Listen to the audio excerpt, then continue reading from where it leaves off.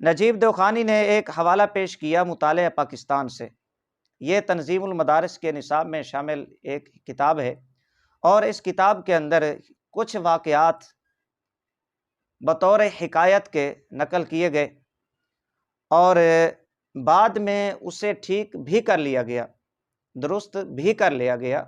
تو نجیب دیوخانی صاحب نے اس کتاب کو سامنے رکھ کے یہ پروپگنڈا کیا کہ جی یہ دیکھیں، ان حضرات کی کتاب کے اندر جو تنظیم المدارس کے نصاب میں شامل ہے، اس میں حضرت مجدد الف ثانی، حضرت شاہ ولی اللہ محدث دہلوی، حضرت شاہ عبدالعزیز سے محدث دہلوی رحمہ اللہ، ان حضرات کی قربانیوں کا بھی ذکر ہے، تحریک کا بھی ذکر ہے، اور مولوی اسماعیل کتیل دہلوی اور رائے احمد بریلوی جو اسماعیل کتیل کا پیر و مرشد تھا، اس کا بھی ذکر ہے۔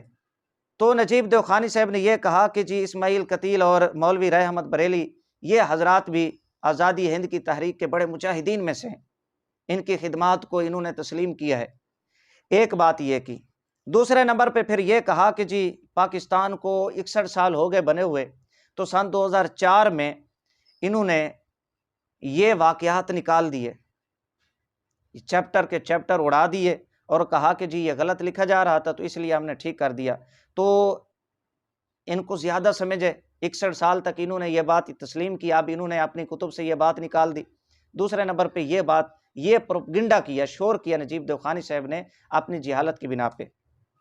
تیسرے نمبر پہ نجیب دیوخانی صاحب نے یہ بات کی کہ مولوی اسماعیل دہلوی کتیل اور رائے احمد بریلی ان دونوں نے سکھوں کے خلاف اعلان جنگ کیا، بالا کوٹ کے مقام کی طرف گئے، تو انگریز نے یہ سمجھا کہ یہ اب سکھوں کے خلاف لڑ رہے ہیں، گویا ہمارے خلاف لڑ رہے ہیں۔ یہ نجیب دیوخانی صاحب نے عوام کو گمراہ کرنے کی کوشش کی، بے وقوف بنانے کی کوشش کی۔ یہ سمجھتے ہیں کہ شاید سننے والے دیوخانی فرقہ جیسے بے وقوف لوگ ہیں، جو ہم اپنی زبان سے بکواس کرتے جائیں گے، یہ منو عن اسے تسلیم کرتے جائیں گے۔ یہ شور کیا کہ سکھوں کے خلاف لڑنا، انگریز نے یہ سمجھا کہ یہ انگریز کے خلاف لڑنا ہے۔ یہ تین باتیں خلاصہ جو نجیب دیوخانی صاحب کی ویڈیو کا تھا، ہم انشاءاللہ العزیز ان تمام امور کا جائزہ لیتے ہیں۔ لیکن اس سے پہلے ذرا یہ سماعت فرما لیں، میں نے پہلے بھی عرض کیا ہے کہ نجیب دیوخانی صاحب کو نسیان کی بیماری ہے۔ دیوخانی فرقہ کے لوگوں کو چاہیے کہ اس کے دماغ کا علاج کریں، یہ بھول جاتے ہیں بات کرتے ہوئے، ان کو پتہ نہیں چلتا کہ میں نے اپنی زبان سے کون سے الفاظ استعمال کرنے ہیں، ادا کرنے ہیں۔ حضرت مجدد الف ثانی رحمۃ اللہ تعالی علیہ کی جو تاریخ پیدائش بتا رہے ہیں، تو کبھی کہتے ہیں 970 ہجری ہے اور کبھی کہتے ہیں 970 عیسوی ہے۔ اس کو پتہ ہی نہیں ہے کہ عیسوی اور ہے، ہجری اور ہے۔ حضرت کہتے ہیں کہ 970 سن عیسوی، 970 سن ہجری، یہ تاریخ پیدائش بتائیے۔ حضرت کو بھولنے کی عادت ہے، اس کا علاج کروائیں۔ خیر، یہ باتیں ہو جاتی ہیں۔ سامعین و ناظرین، سب سے پہلے نمبر پہ جو وہابی نجیب دیوخانی صاحب نے حوالہ پیش کیا ہماری کتاب کا، جو تنظیم المدارس کے نصاب میں شامل ہے مطالعہ پاکستان، اس کا جواب ذرا سماعت فرما لیں۔ صورت مسئلہ کچھ یوں تھا کہ مولوی اسماعیل کتیل دہلوی اور رائے احمد بریلی جو اس کا پیر تھا، جو ان کے واقعات ہیں یہ 1831 سے پہلے کے ہیں۔ 1831 میں مولوی اسماعیل دہلوی مرا، اور جو اس کا پیر تھا انہی کی کتب کے اندر لکھا ہوا ہے، وہ بھاگ گیا تھا، میدان سے فرار ہو گیا تھا۔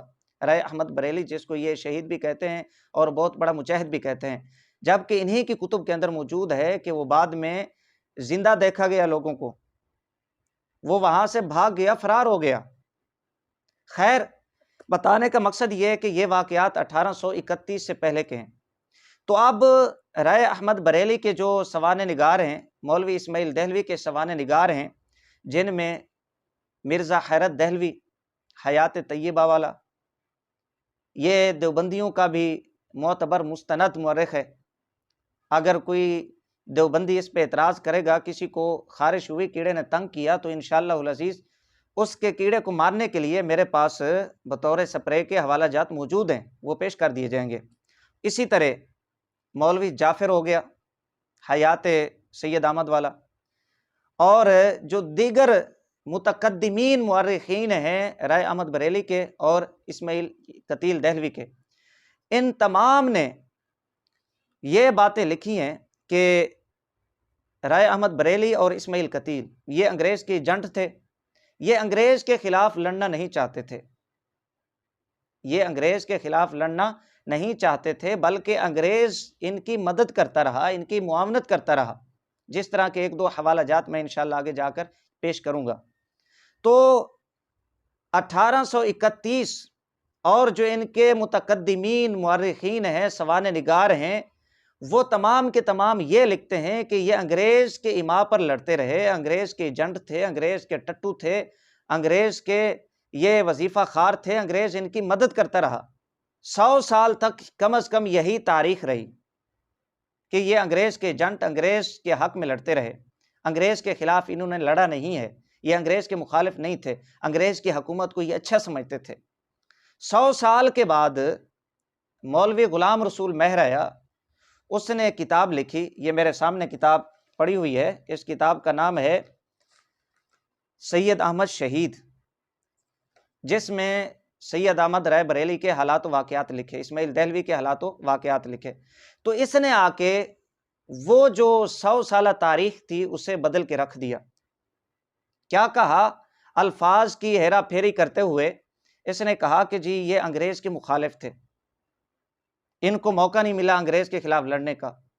بڑے ادیبانہ انداز کے اندر الفاظ کی ہیرا پھیری کی، اور جو حیرت دہلوی نے واقعات لکھے تھے حیات طیبہ کے اندر، اور مولوی جعفر نے حالات لکھے تھے حیات سید احمد کے اندر، وہ انہوں نے بدل کے دوسرے الفاظ لکھے اور عوام کو گمراہ کرنے کی کوشش کی۔ اسی طرح دوسرا ایک بندہ آیا جس کا نام ہے پروفیسر ایوب قادری۔ آج کے وہابی دیوبندی فرقہ کے لوگ اس کا انکار کرتے ہیں، میں کہتا ہوں کہ ایوب قادری اور غلام رسول مہر کا ان کو شکریہ ادا کرنا چاہیے کہ انہوں نے 100 سال پہلے تاریخ کو بدلا، لوگوں کو گمراہ کیا۔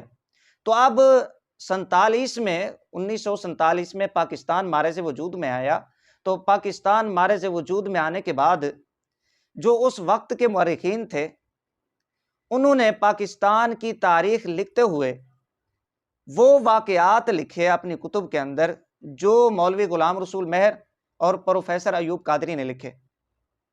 تو انہی سے نقل کرتے ہوئے کچھ صحیح العقیدہ حضرات بھی انہی کے بہکاوے میں آ گئے، وہ حالات لکھ ڈالے اپنی کتب کے اندر جو غلام رسول مہر اور پروفیسر ایوب قادری اور دیگر مورخین پاکستان نے لکھے۔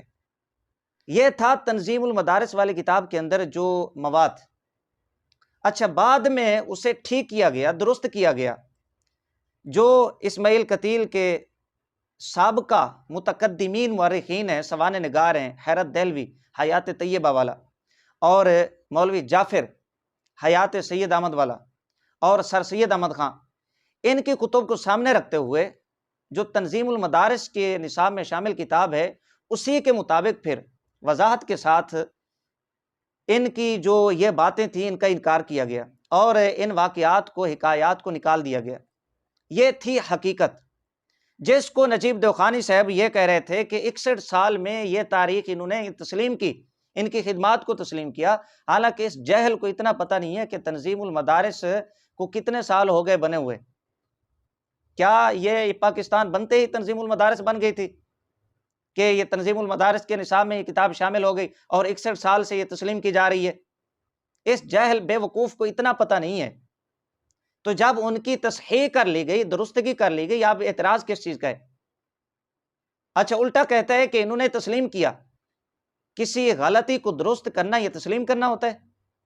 مختصر المعانی جس کے متعلق جناب کا یہ بڑا مشہور فرمان ہے کہ یہ لغت کی کتاب ہے، اسی مختصر المعانی کے اندر ایک قرآن پاک کی آیت غلط لکھی ہوئی ہے اور کافی عرصہ سے چھپ رہی ہے۔ کیا جناب اسی آیت کو تسلیم کرتے ہیں جو غلط وہاں پر لکھی ہوئی ہے؟ مختصر المعانی کے اندر یہ تقویت الایمان کے میرے پاس 1 درجن سے زائد نسخے پڑے ہوئے ہیں، سامنے پڑے ہوئے ہیں میرے پاس۔ یہاں پر ایک لفظ ہے کہ اللہ کے مکر سے ڈرنا چاہیے۔ اب اسماعیل دہلوی 1831 میں مرا، یہ کتاب اس نے 1831 سے پہلے کی لکھی۔ تو اب کے وہابی دیوخانی فرقہ کے لوگ ہیں، انہوں نے کیا کیا؟ مکر کے لفظ کو نکال دیا۔ یہ باتیں تو اگرچہ تاریخی ہیں لیکن یہ عقائد کی کتابیں ہیں، تقویت الایمان، یہ ایمان اور کفر کا مسئلہ ہے۔ تو مکر کے لفظ کو انہوں نے اب نکال دیا. کیوں نکال دیا؟ تمہارے عقائد کی کتاب ہے. اس کا مطلب یہ ہے کہ اب تم نے نکالا ہے، پہلے تم تسلیم کرتے رہے ہو اللہ تعالیٰ کو مکرا، اللہ تعالیٰ کو فریب دینے والا، دھوکہ دینے والا تم مانتے رہے ہو. اس بے وقوف کو پتہ نہیں کس نے مفتی بنا دیا ہے. جاہل کو پتہ ہی نہیں ہے کسی کتاب کی غلطی کو درست کرنا یہ تسلیم کرنا ہوتا ہے یا غلطی کو ٹھیک کرنا ہوتا ہے. یہ تھا وہ تنظیم المدارس والی کتاب جس کا موصوف نے حوالہ دے کے گمراہ کرنے کی کوشش کی. اچھا، یہاں پر یہ بھی میں وضاحت کر دوں، حضرت مجدد الف ثانی شاہ ولی اللہ صاحب، شاہ عبدالعزیز دہلوی صاحب رحمۃ اللہ تعالی علیہ، یہ مسلمہ بزرگ ہیں، ان کی بات نہیں، بات ہو رہی ہے مولوی اسماعیل قتیل دہلوی کی اور رائے احمد بریلی کی. یہ دونوں انگریز کے ایجنٹ تھے، انگریز کے وظیفہ خار تھے، انگریز کے پٹھو تھے، انگریز کے یہ ٹٹو تھے. اچھا،